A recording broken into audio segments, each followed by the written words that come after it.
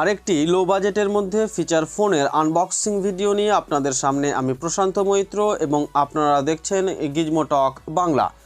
আজকের ভিডিওতে Micromax X749 feature ফোনের আনবক্সিং করব, দেখব এর অন্যান্য বৈশিষ্ট্য। তাই আর কথা না বাড়িয়ে চলুন শুরু করি আজকের ভিডিও।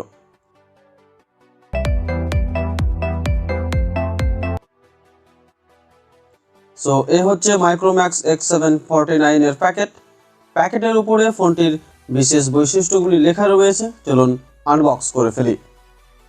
সো ফাইনালি এই হচ্ছে মাইক্রোম্যাক্স X749 ফিচার ফোন হিসাবে বিল্ড কোয়ালিটি খারাপ বলবো না, ফোনটি প্লাস্টিকের তৈরি এবং লুক ওয়াইজ ডিসেন্ট বলবো।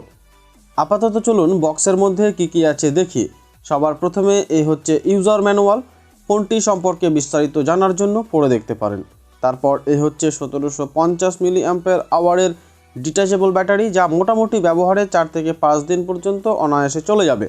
আর এই হচ্ছে ইয়ারফোন কোয়ালিটি সেরকম বলার মতো কিছু না, তবুও এই বাজেটে ইয়ারফোন দেওয়া হয়েছে, এটাই অনেক। এবং এটি USB 2.0 ট্রাভেল অ্যাডাপ্টার, ফোনটিকে চার্জ। এবারে চলুন ফোনটির বাটন ও পোর্টসগুলো দেখি। ফোনটির উপরের দিকে পাওয়ারফুল LED লাইট রয়েছে, যা বেশ কাজে লাগবে। ফোনটির নিচের দিকে আছে noise cancellation mic, USB charging port ও 3.5 mm হেডফোন জ্যাক। ফোনটিতে আছে 6.1 সেন্টিমিটারের TFT ডিসপ্লে এবং ডিসপ্লের উপরের দিকে আছে স্পিকার।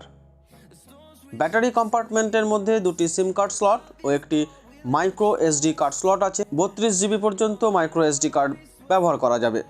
ফোনটির পেছনের দিকে আছে 0.3 মেগাপিক্সেল ক্যামেরা সম্পর্কে বলার মতো কিছু নেই। ফোনটিতে calculator, stopwatch, calendar, alarm, Bluetooth পেয়ে যাবেন। 1200 টাকা রেঞ্জের মধ্যে ফিচার ফোন হিসেবে মাইক্রোম্যাক্স X749 আমার ভালোই লেগেছে এবং বাটনও বেশ ট্যাকটাইল, সঙ্গে ব্যাটারি পারফরম্যান্সও খারাপ বলবো না। তো আজকের মতো এই পর্যন্ত, দেখা হবে নতুন কোনো ভিডিওতে। ততক্ষণ পর্যন্ত ভালো থাকুন, সুস্থ থাকুন। আর হ্যাঁ, আমার এই ভিডিওটি আপনার ভালো লাগলে অবশ্যই লাইক ও শেয়ার করুন এবং আমার চ্যানেলটিকে দয়া করে সাবস্ক্রাইব করতে ভুলবেন না। ধন্যবাদ।